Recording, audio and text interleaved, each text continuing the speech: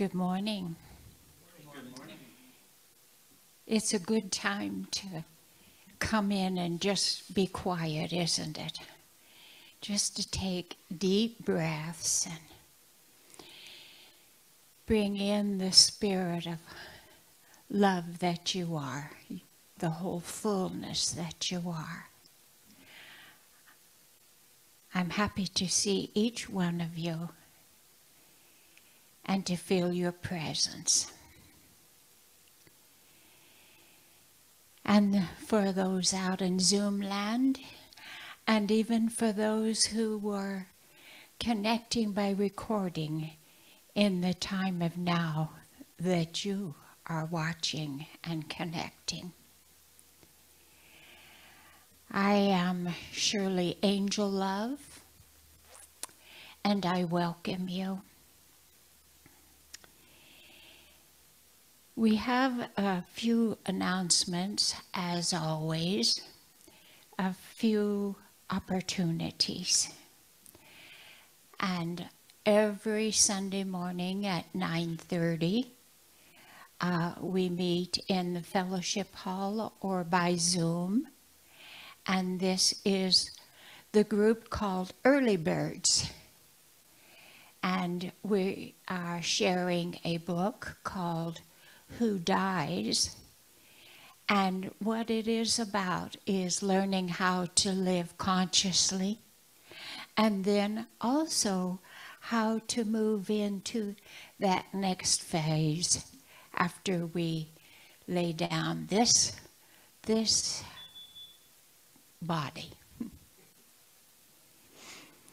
And then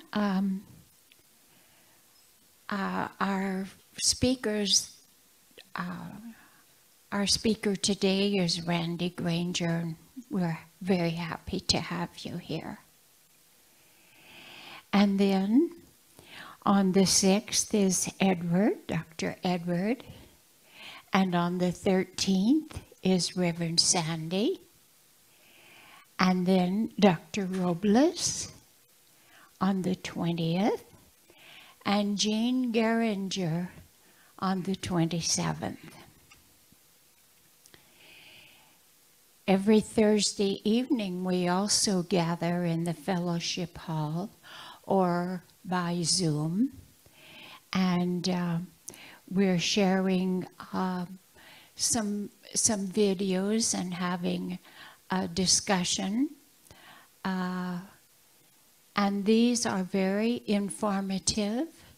We get the scientific side of our beingness and our spiritual side, and learning how to bring these together. And that is at 7 o'clock. If you would like to attend and you haven't before, you can get in touch with Cleona or Dr. Edward, and they'll give you the Zoom address to get on.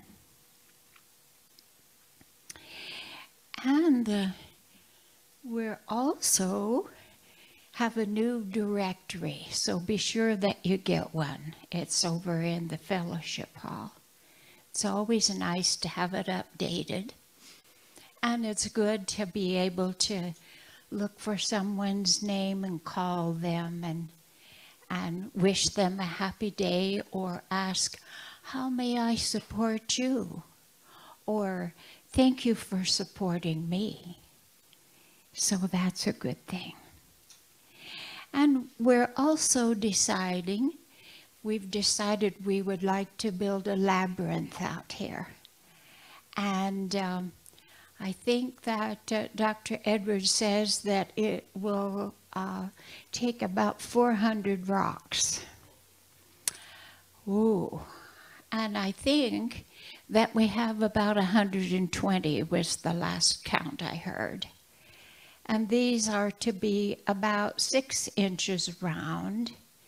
And so I think that I've heard several, and it even says here, so we need a lot of rocks, so rock on.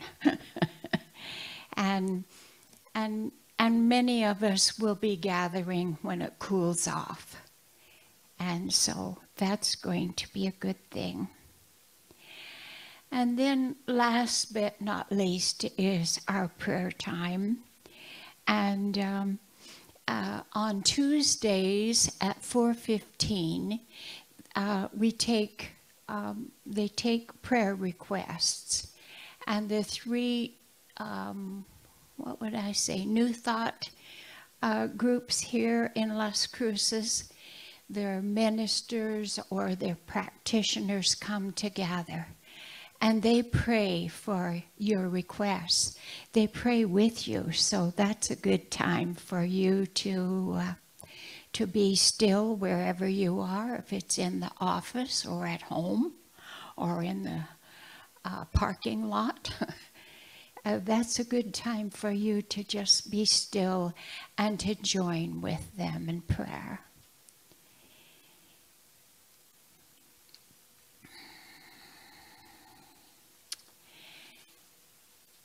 And so right now it's time for us to just have a little time to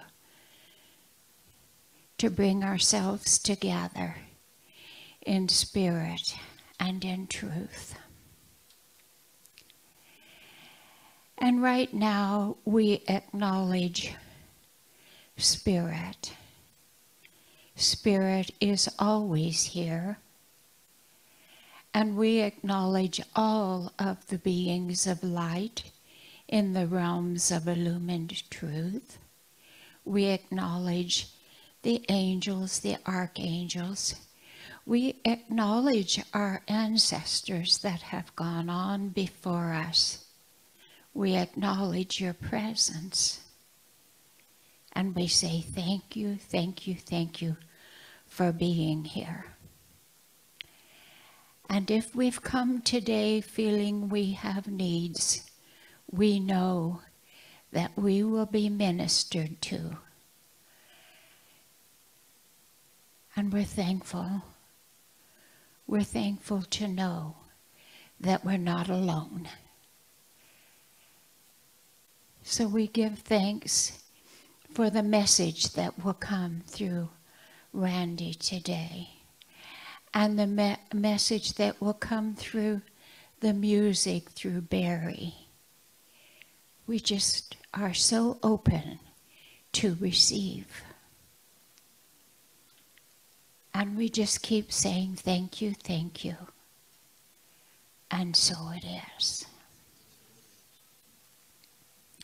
And so if you'd like to stand, we'll sing our song of joy. And I see that it's God in everything.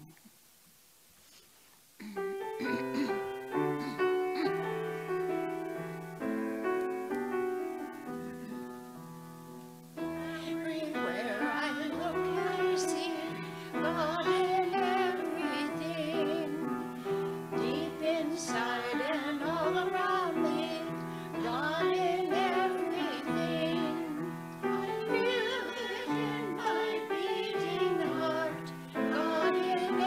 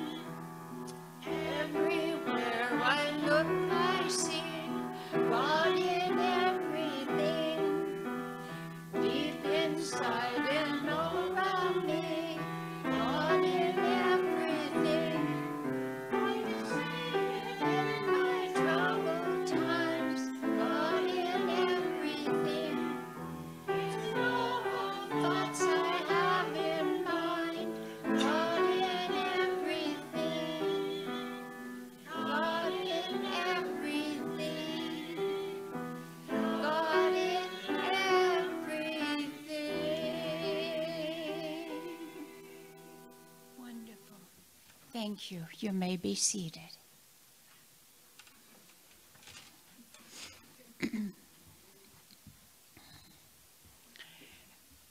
And so perhaps you can see up here our vision, mission, and affirmation.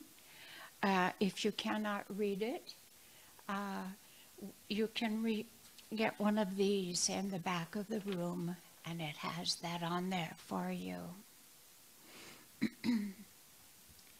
Our vision: to elevate spiritual consciousness in our world. Our mission: to exalt spiritual quest through celebration, study, counsel, loving fellowship, and service. And our mission: my life is a blessing to all I meet. God's love flowing through me is felt by all around me. I bring joy to the lives of others. I know the truth of my being and am at peace. All right. So it's time to have you, Reverend Randy, to do our special music.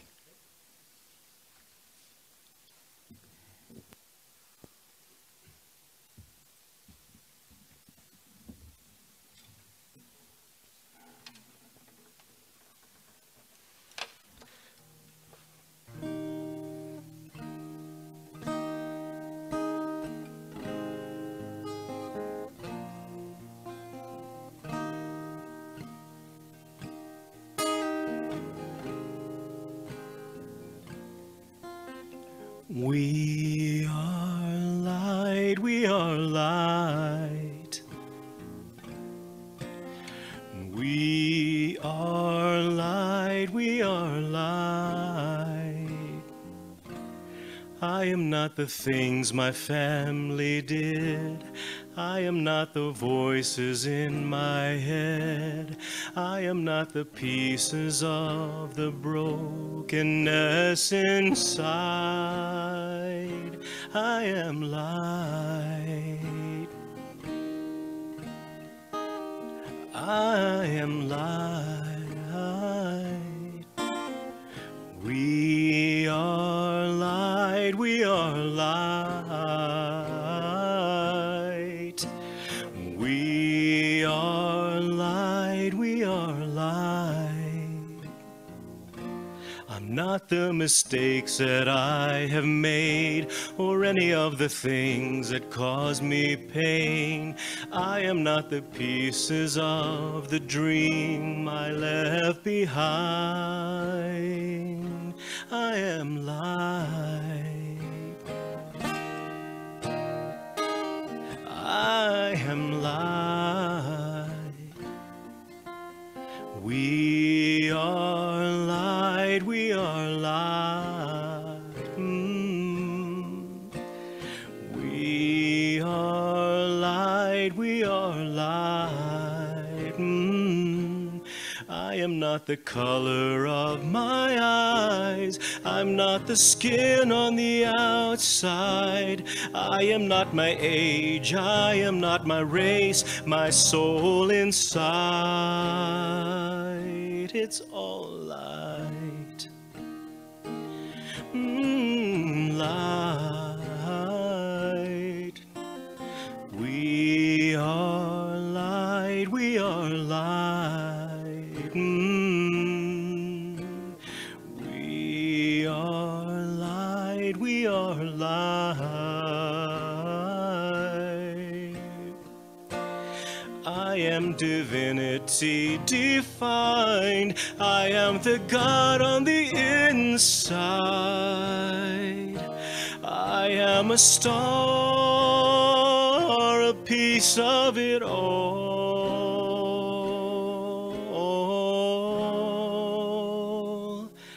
I am light. I am light. And we are light. We are light. We are light. We are light. light. We are light, we are light. We are light, we are light.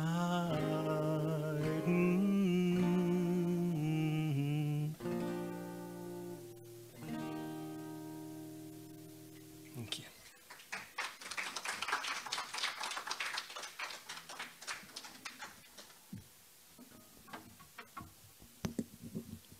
That's wonderful. Did you write that? Oh, it's wonderful, wonderful.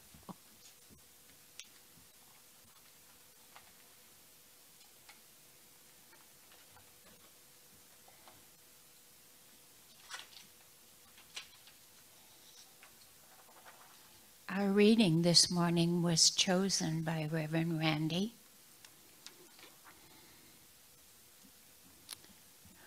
O sacred season of autumn, be my teacher, for I wish to learn the virtue of contentment.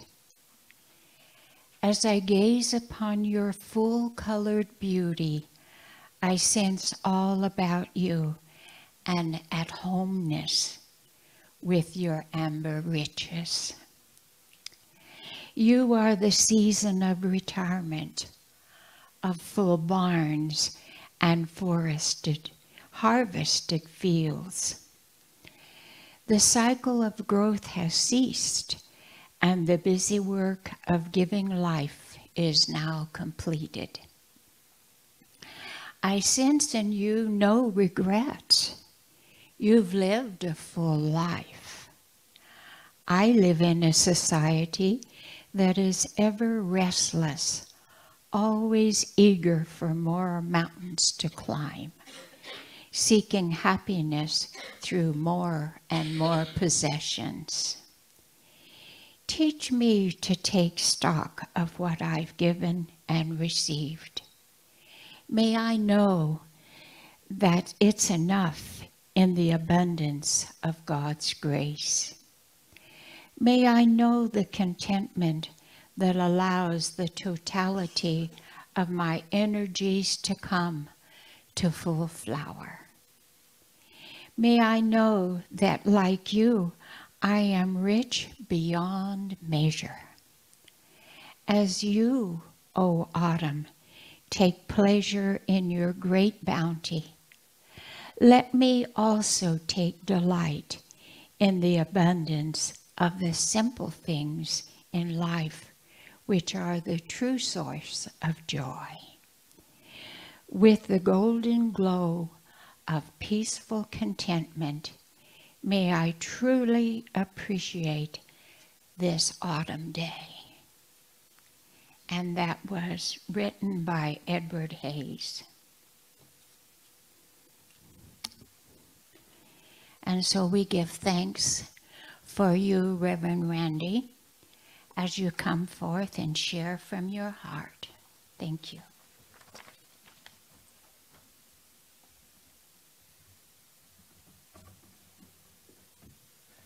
Thank you, Shirley, as always. Beautifully read. Good morning. Good morning. Fall's my favorite time of year. I don't know about you all, but the smell of green chili roasting at every grocery store and seeing the seasons change. You're getting a little cooler at night. My tomatoes are finally putting on blossoms, so I'm happy about that. It's been a hot summer.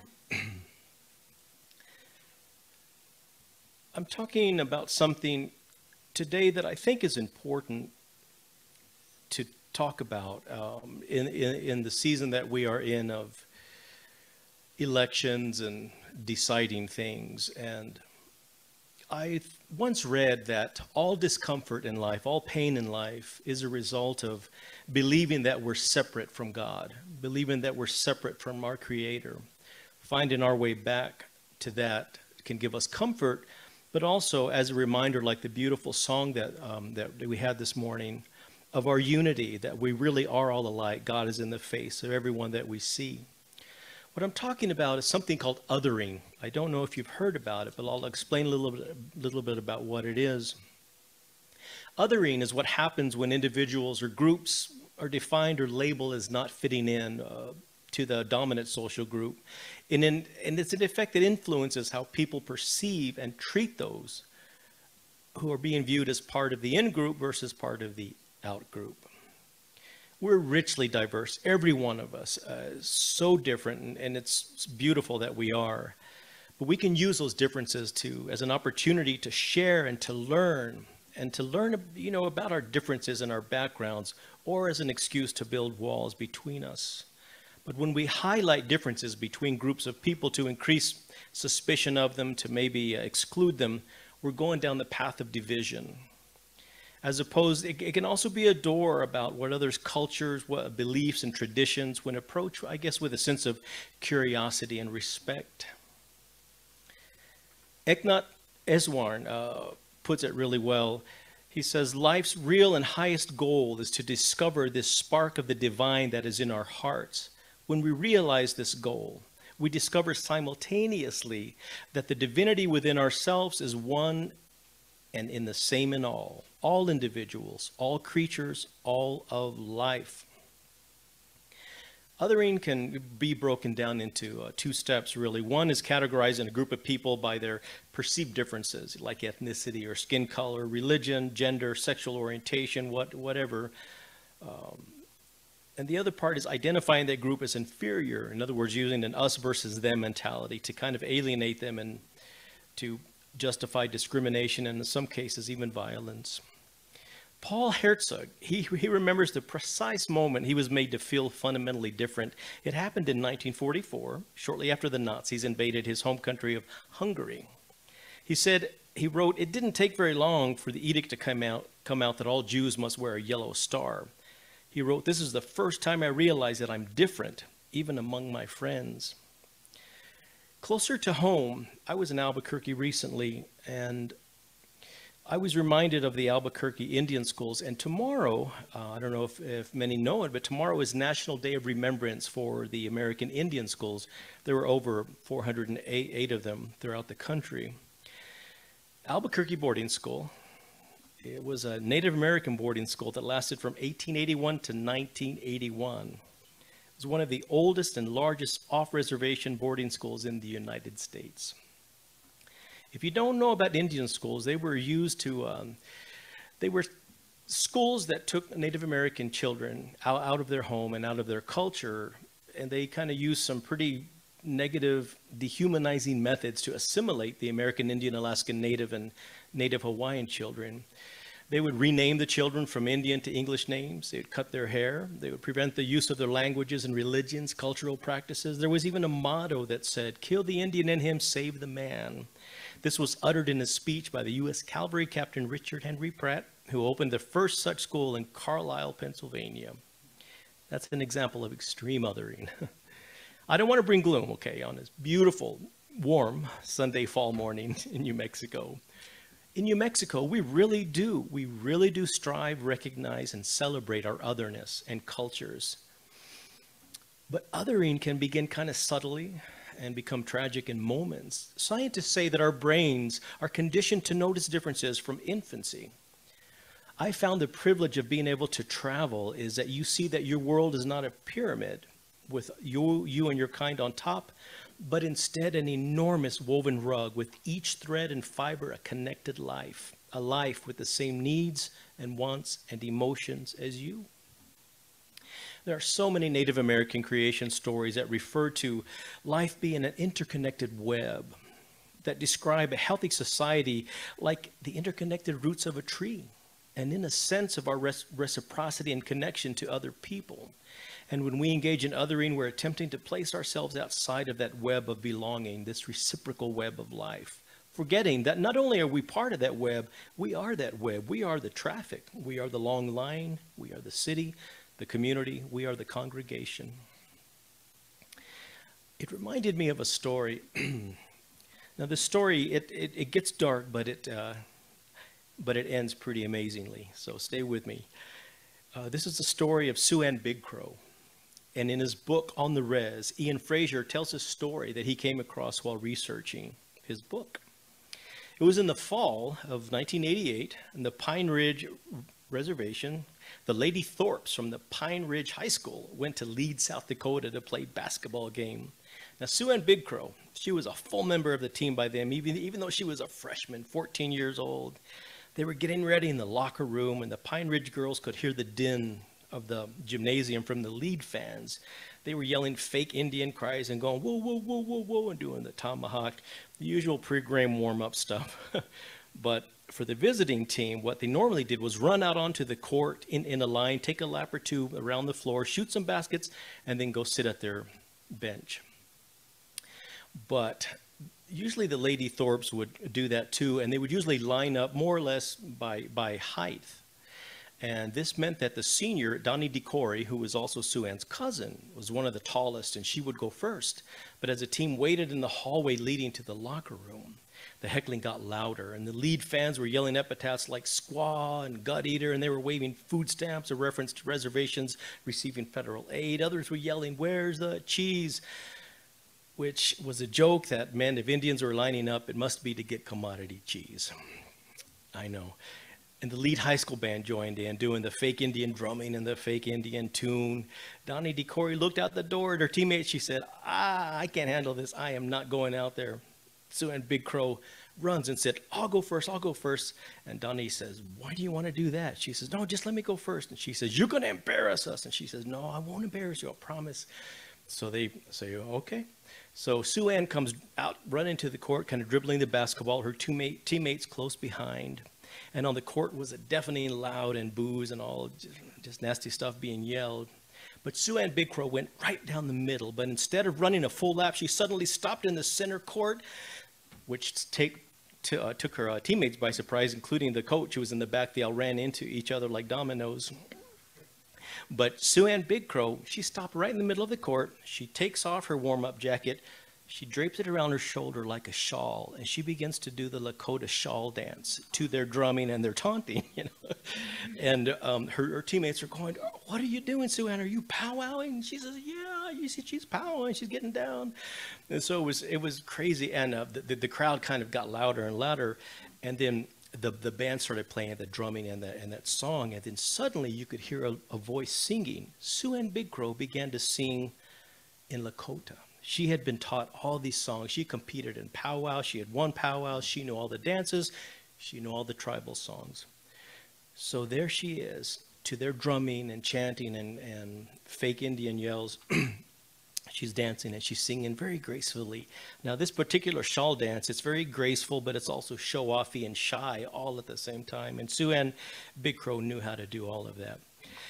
And so it was like she took what was being thrown at her, and it just went right off of her, and she celebrated her culture, herself, and her people. And she's dancing there, then all of a sudden the entire gymnasium gets quiet, and you can just hear her singing that Lakota song. And then she gets the ball back from her cousin Donnie, and she runs up the court, and she does a layup. She makes a basket, and the crowd goes wild and crazy. And luckily, the Lady Thorpes went on to win the game. Yeah, I agree. There's a great show on Netflix now, if you haven't seen it, called Res Ball. And it's a true story about a Navajo Dene basketball team. And I would recommend it. It's really, really powerful. But you know, when you're being othered like that, you know, you either crush and you wilt like a rose in the summer sun, or you use it as alchemy. And that's what she did. It takes grace, it takes courage, it takes confidence in who you are to the core.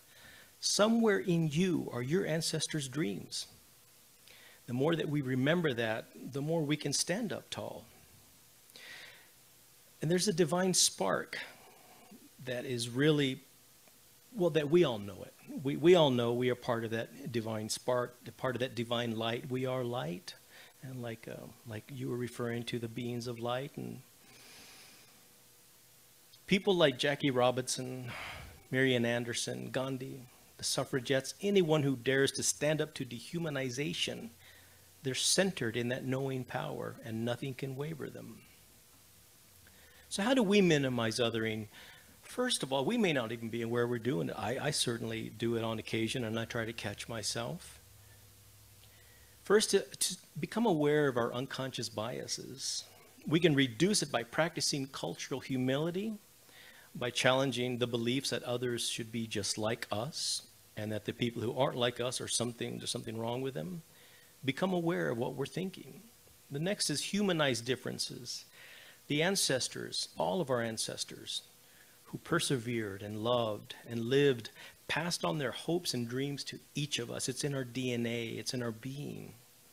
Each of us has a connected story of choices and relationships and love and loss, all the same.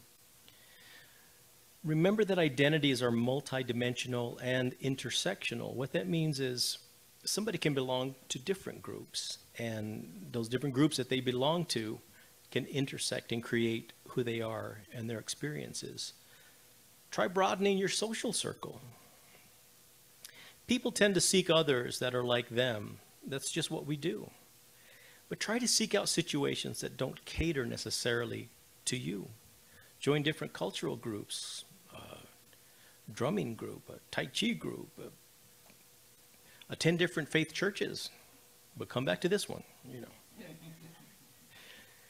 But learn about it's just there's 8-something billion of us, and you know, each of us having dreams and hopes and desires and wants. We're really not that different when it comes to that. Speak up. One way to combat biased behavior is to speak up whenever you see it happening or hear it happening. People are less likely to engage in othering when it is socially unacceptable. At least we can hope so. I was in East Tennessee once, and I do want to offer support and prayers to the people in East Tennessee. And I have a lot of friends in North Carolina and Asheville area and Florida. They're really having a tough time with that hurricane and the rain that they're going through now with the flooding. So please keep them in your prayers. I was in East Tennessee once. I had a few days off, so I stopped at this campground. And we were sitting around, there was a pool there, so we're sitting out by the pool, and this particular campground is in the middle of a forest, the woods, which I found out everything is in the woods except us. So we're sitting there, and I don't know why, but the topic starts getting onto Paula Dean at the time, and she had had some trouble with some of her staff, and some racial epithets started to come out, and some people were making fun of other people and calling them names. And I was getting a little uncomfortable because I thought, you know what, the more they're talking about other people, they're going to look at me and think, where are you from? You're different. And so, and I'm sitting there, and it's making me uncomfortable, and it's getting tense and a little hostile. So, you know, I close my eyes, I go inside, and I say, how can I shift this? So what I did, they were going around, and I looked around and I said, man, it's really pretty here, y'all, you know? I said, you know, if we have this many trees in New Mexico, we call it a national forest, you know? And they said, oh, really? You don't have trees? I said, not very many, no. It's a desert. I said, you can see forever in the desert. You can see all the way to Texas, you know? And so, thank goodness, I had that inspiration and made that shift. And that's what I mean about when you hear it happening, find something that you can all be grateful about. And I find gratitude is a really good way to shift a conversation. We all like our distinctions. We don't want to hear that we have the same soul as our enemies, those people. Not our personal enemies, nor certainly not the cultural or global enemies. We want to not like them. In fact, sometimes we want to hate them. It's just what happens. We're human. And sometimes religions can give permission to do that too. But the mystics, the ascended ones, the enlightened ones, they don't hate anybody. They simply can't. They pray, just as Jesus did on the cross. Father, forgive them. They don't know what they're doing. The mystic knows, the other person doesn't know. It's not malice as much as just ignorance about other people, a situation, and unawareness. And I don't mean ignorant in the judgment way, just not knowing. But, of course, it's a burden when we know all of this. It's a burden to know it because it's our responsibility to shift and to share and to rise above, because we know that God has inhabited all that God has created. There's nothing, nowhere God is not. You know, the Proverbs talk about split open the wood and I am there. Look in the rock and I am there. But when we create these distinctions, they're really kind of silly when you think about it. And they're just a way to create self-importance and superiority for ourselves and put someone else down. You know, we've played this game since high school. I don't know about you guys, but, you know, we all kind of grew up with that. But we're aware. We know better. We understand there is no separation. There is no spot where God is not, as the saying goes. But being willing to be uncomfortable and yet open to understanding and empathy is how we move from division back to unity. Most importantly, as always, we need to listen, and not for the sake of arguing, but instead for what we have in common. And it takes strength, it takes grace, it takes courage, but it makes that shift, and that shift is where that transition happens. You know, in the Science of Mind books by Ernest Holmes, you know, he always starts everything with, you know, there's only one life. That life is God's life. That life is perfect. That life is my life now. Anytime you do an affirmative prayer or a treatment, you begin with that because it's the acknowledgement. It's the recognition. And from there, anything is possible. If you just understand there's no spot where God is not, including each of us, including each of them, including everything and everyone, like this beautiful autumn thing here, which I really appreciate. So as you go through this week, recognize if you catch yourself, if you begin to others, usually begins with the words, those people, you know, and there's only we people. We're on this little tiny planet way on the suburbs of the Milky Way galaxy, floating around through space. And I just think it's beautiful. And I appreciate you listening. I appreciate every one of you. I appreciate every one of each other. Call your family. Call your friends you haven't spoken to in a while. Tell them, hey, I love you. And so it is. Thank you.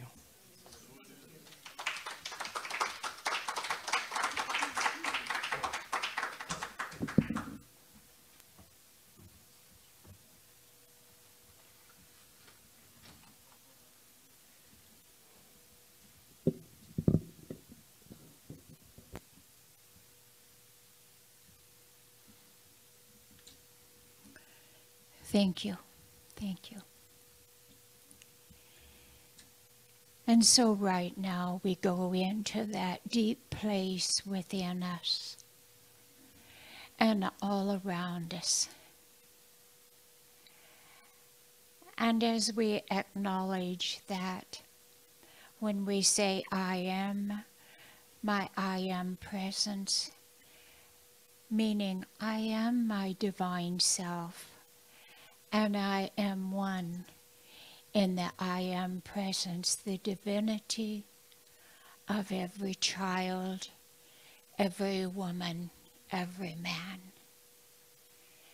And so we remind ourselves today and every day of our oneness, of our kindred spirit with every man, woman, and child upon this planet. Even reminding ourselves that we are one with our ancestors, and they are in pure spirit. And just because we don't see them, or we've only heard of some, they are right here, right now. And they are encouraging us. We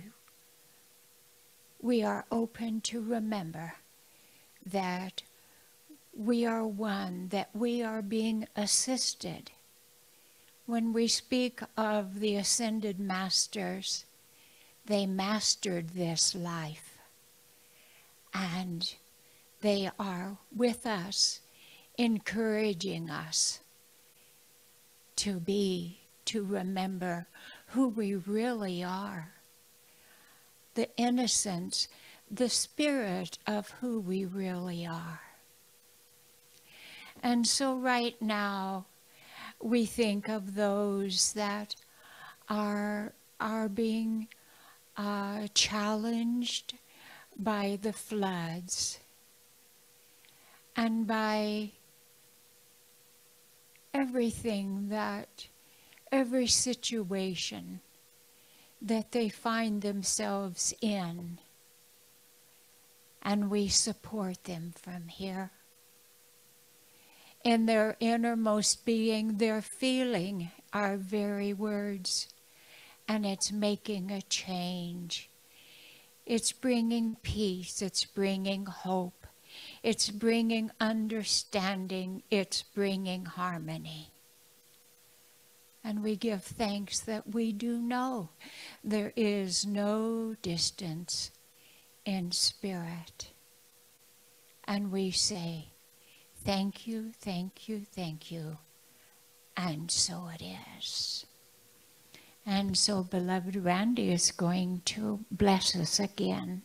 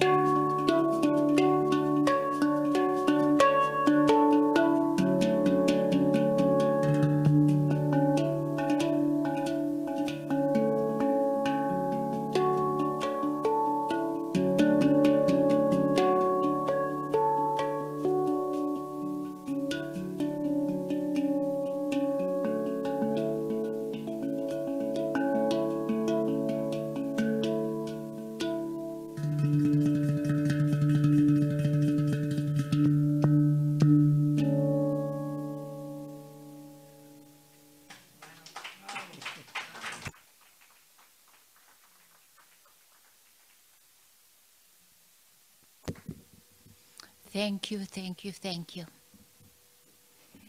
That really touches us in our spirit and in our soul. It brings tears of joy, and I've got to hold it together yet.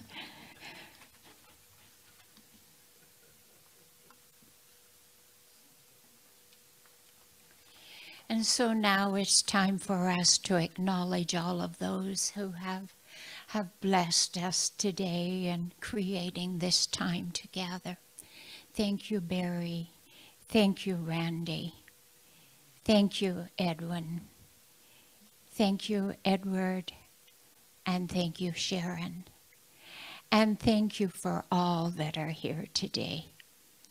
It's wonderful to be up here and to feel your presence. And so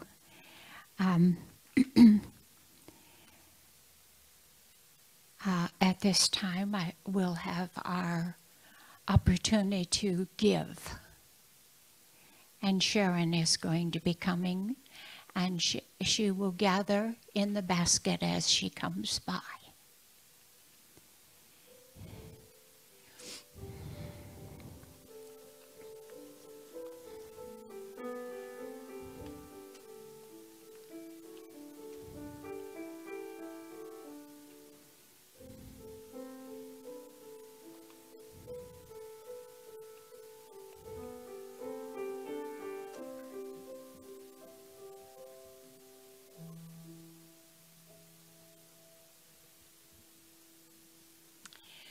We give thanks for abundance.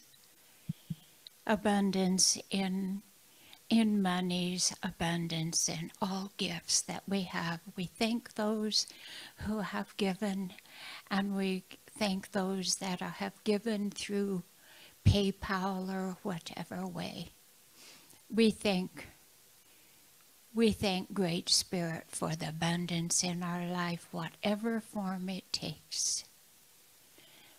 And we give thanks that we even can share it. We go out and we share it with our greater community out here. Not just here, but everywhere. We give thanks, and so it is. Thank you, Sharon.